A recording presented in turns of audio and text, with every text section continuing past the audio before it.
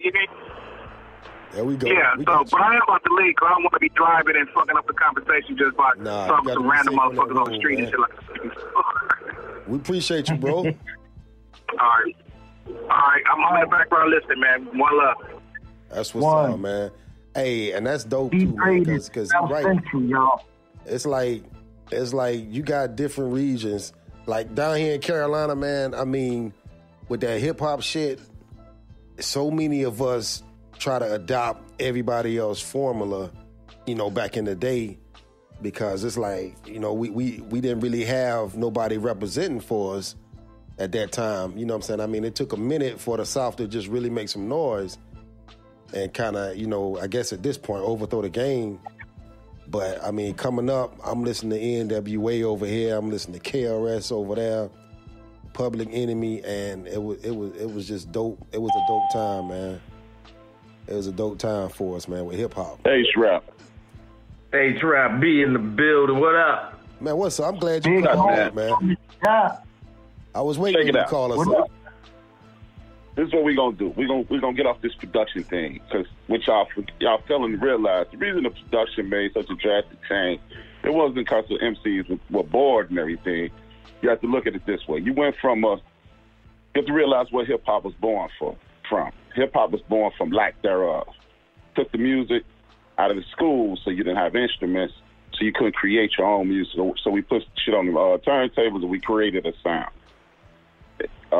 It was a hardcore sound. It was a gritty street sound because we were sampling and looping. In the late 80s, the man said, oh, no, you're not going to make this much money and not cut me in. So you had to go to people like Barry White and these guys who were saying, as long as you're not making my music bad, making my music look bad, you'll be able to use it. So that's when the smooth sound came in. Also, this is second generation hip hop. We didn't know what it was. We were still trying to figure our way through it. We were walking through this blindly. It seems as if younger cats are not realizing that we were feeling our way through this thing. Dr. Dre, DJ Premier, Marley Marl, they were inventing this thing as they moved forward. So Mo mentioned like Hammer was making pop sounding music. No, Hammer took advantage of a drug-addicted Rick James and took Can't Touch This, which is Super Freak.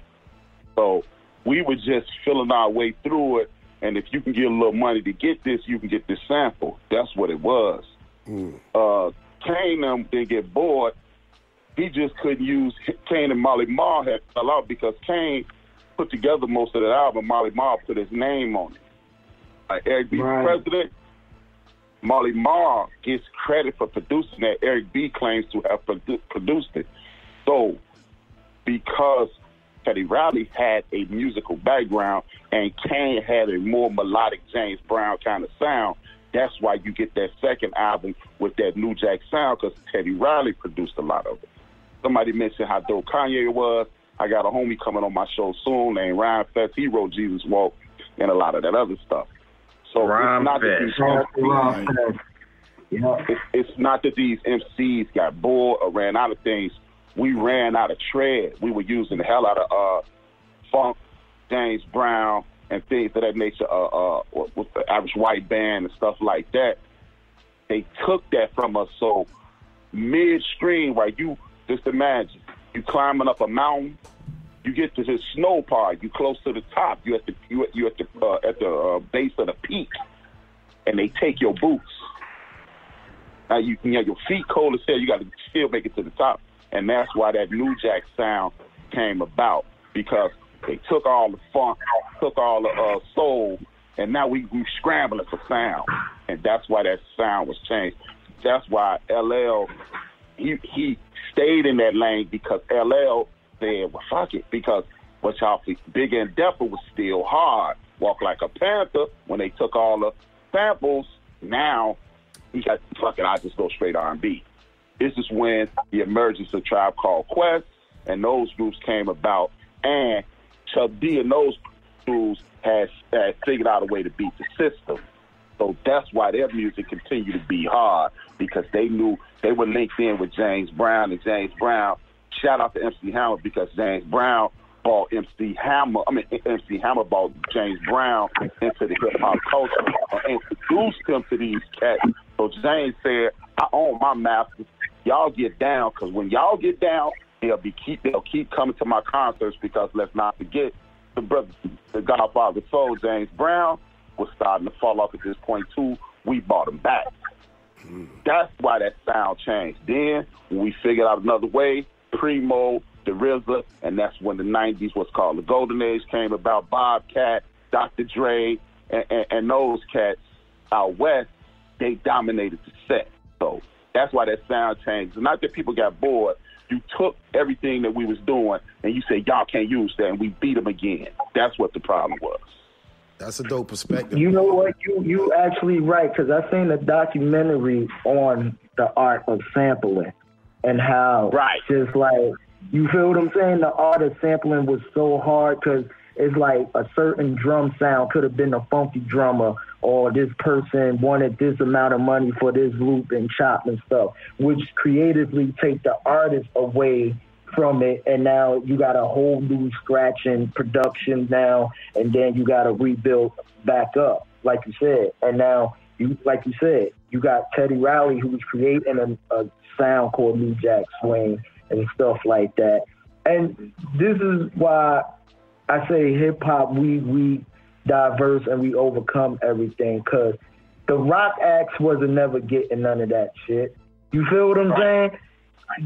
Nobody else wasn't getting that bullshit over there, and I'm sure fucking Aerosmith was sampling whatever the case may be. When Run DMC got with Aerosmith, it broke that barrier. You feel what I'm saying? But at the end of the day, it was like one of them things where it was definitely a good segregated thing of, okay, let's take our music, and like H-Rap said, it was the corporate aspect of things that was controlling it. You feel what I'm saying? With even then, you know what I mean? Like, we talked about Nas and his production. Even then, it's like, yo, did the label control it, or did Nas have a say-so of who, you know what I mean, he wanted to do beats and stuff with? You feel what I'm saying? And around them nights, like you said, it's not independent the way it is now. Labels had the check. So they felt like, okay, you as an artist, you got the rhymes, yeah, but I got the check, so I still hold this shit. And they own the masters and shit like that. Let me defend Nas 1 second, Nas. Well, another thing, we consider Nas beat picking is whatever. Some people like it, some people don't. I'm in the middle. Sometimes I like it, sometimes I don't. What we don't address is the fact that the album with Dr. Knox Boots and the album that he did with Murder Incorporated, Nas wasn't Nas. Nas' mom was dying, and he was taking care of his mother at that time. That's why when Bean shot at him and all those other cats were shooting at him, he wasn't shooting back. His mom passed at Illmatic, and that's why he came back like, oh, y'all still ready? Okay, I'm ready to do this now. Most people don't know that Nas' mom was dying from cancer. So this is why you don't have the, like Mo said, you get the fire lyrics, but this dude ain't in the studio. His mind is at the crib. I lived that life. You can only focus on your mom at that point. This is why him and Jungle got back together. This is why him and Olu got back together, because his mom and then Nas got a bow around his family. So, that's the only thing I really wanted to add to it, because a lot of people think the sound changed, we fell off and sell out. See, like me and D. Gray was having that conversation. We didn't sell out. There wasn't no such thing as sell out. Either you was dope or you were whack. It wasn't no West Coast, East Coast, West Coast. Gangster rap, when we called it, reality rap. So what we got to do, man, is start looking at some of these interviews on allhiphop.com. When you see brothers like Grand Verbalizer, brother Funky Lesson, brother Jay, when you see, dope ass MCs like Thought and Willie D, they will explain this to you. Do yourself a favor as well and watch The Art of Rap with Ice-T. Yeah, that's pretty dope. Yeah, I never heard of that one. Like PSK, like people don't realize PSK, that song PSK, people always ask me what the hell does that mean. That is the foundation of 6 in the morning and Boys in the Hood. Yeah. That is the foundation for 3 different. You got PSK in Philadelphia, Parkside Killers, drug dealing crew, make a smash hit song. Then Ice-T from Jersey, out in L.A., he listened to PSK, go home and make 6 in the morning. 6 in the morning, police at my door. Same rhythm. Easy-E, Ice Cube, and Dre hit 6 in the morning, and they make Boys in the Hood. The Boys in the Hood is always hard. Same song, 3 different, same cadence, 3 different songs, and that's what we got to do. Like, and if you want to know why I went straight reality rap, I said just on my show Saturday. William Jefferson Clinton fucked up hip hop. He signed the Telecommunications Act, 1992, and all these conglomerates stopped buying up record companies and only put out reality rap, and they only put out. And then they changed the narrative and called it gangster. And then people started thinking it was gangster because if you listen to the early interviews with NWA, if you listen to Gangster, they tell you we not in a gang. They said NWA is a gang, and I'm in it. They didn't say that they were Crips. You don't hear them say anything about Crips, anything about Bloods, anything about Power Rules, anything like that. You just hear these dudes talking about that. Right. So that's it, man. Continue this dope-ass show. I'll keep listening. Unless y'all got another question for me, I'm out. Bro, we appreciate you calling us up, man, for real. Appreciate much love, bro. That enlightenment. You just schooled me. Yes, sir. You know, always. My man. That's good history right there. Good history. Definitely appreciate you, H-Rap. Yeah, that cat be full of knowledge, man. Yeah, man.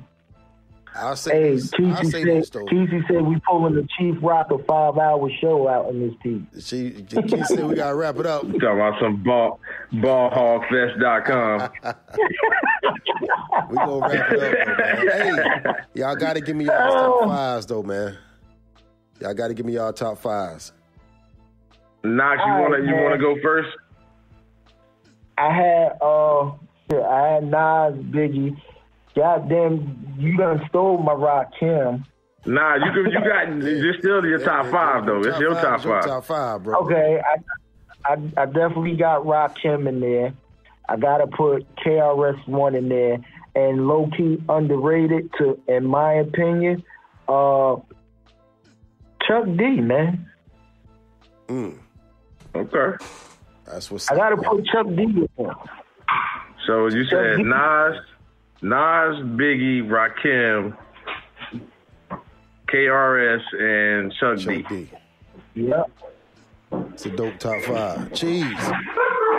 Alright, I got Cheese in there. That's cheese. Yeah, that's security. The wife just walked into the house, so security had to bug out real quick. He ain't really my dog. He don't love me really, man. He just know I feed him. My top 5, man, I got. Hey, man, y'all done heard it before. So I got LL. All right. These are my goats. LL, Rakim, Jay-Z, Biggie, and I got Nas in there. That's what's up, man. That's a cool ass top 5. What you got, Big Mo? All right.